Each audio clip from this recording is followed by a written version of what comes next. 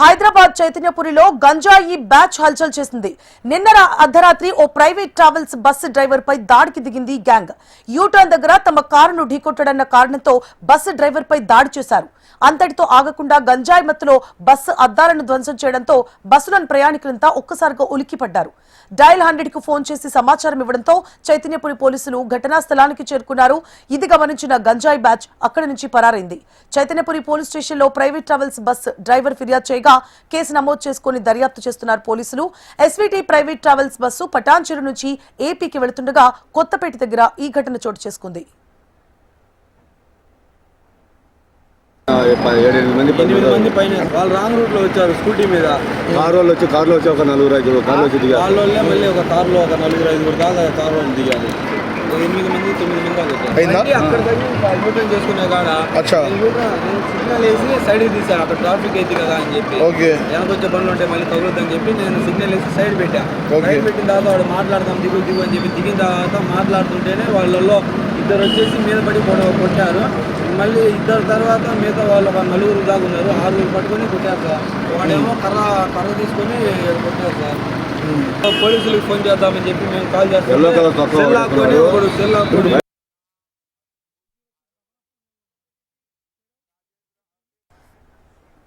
హైదరాబాద్ చైతన్యపురిలో గంజాయి బ్యాచ్ హల్చల్ చేసింది. నిన్న అర్ధరాత్రి ఓ ప్రైవేట్ ట్రావెల్స్ బస్సు డ్రైవర్ పై దాడికి దిగింది గ్యాంగ్. యూటర్న్ దగ్గర తమ కారును ఢీకొట్టడన్న కారణంతో బస్సు డ్రైవర్ పై దాడి చేశారు. అంతటితో ఆగకుండా గంజాయి మత్తులో బస్సు అద్దాలు ధ్వంసం చేయడంతో బస్సులోని ప్రయాణికులంతా ఒక్కసారిగా ఉలిక్కిపడ్డారు. డయల్ 100 కు ఫోన్ చేసి సమాచారం ఇవ్వడంతో చైతన్యపురి పోలీసులు ఘటనా స్థలానికి చేరుకున్నారు. ఇది గమనించిన గంజాయి బ్యాచ్ అక్కడి నుంచి పరారైంది. ఈ అంశానికి సంబంధించి పూర్తి డీటెయిల్స్ ని మా హైదరాబాద్ బ్యూరో చీఫ్ రమణ అందించడానికి సిద్ధంగా ఉన్నారు. రమణ, చెప్పండి, గత వారం 10 రోజుల నుంచి నగరంలో ఎక్కువగా గంజాయి పట్టివేతలు, ఇళ్లలో కూడా సోదాలు చేసే ఎస్ఓటీ పోలీసులు కానీ ఇతర పోలీస్ డిపార్ట్మెంట్స్ కానీ ఎస్ఓటీ పోలీసులు కానీ ఇళ్లలో సోదాలు చేస్తే కూడా గంజాయి పట్టుబడుతోంది. ఇప్పుడు గంజాయి బ్యాచ్ బయట కూడా తిరుగుతోంది. ఏం జరుగుతోంది? ప్రభుత్వం పట్టు విడుపు ఏమన్నా కొనసాగుతోందా? ఎందుకంటే గంజాయి డ్రగ్స్ అనేది నగరంలో లేకుండా చూస్తానంటూ కూడా ముఖ్యమంత్రి ఎప్పటి నుంచో చెప్పుకుంటూ వస్తున్నారు. ఏం జరుగుతోంది? మీరు అన్నట్టు అసలు గంజాయి సంబంధించి గంజాయి సేవించినటువంటి బ్యాచ్లు ఆగడాలైతే రోజు అంతు లేకుండా పోతుంది. చాలా చోట్ల ఇలాంటి చోటు చేసుకుంటున్నాయి. ఇళ్ల ముందు ఉన్నటువంటి బైకులు కావచ్చు, పార్క్ చేసినటువంటి సీట్లు, కార్లు ధ్వంసం చేసిన ఘటనలు మనం ఈ మధ్యకాలం సిటీలో చూసాం.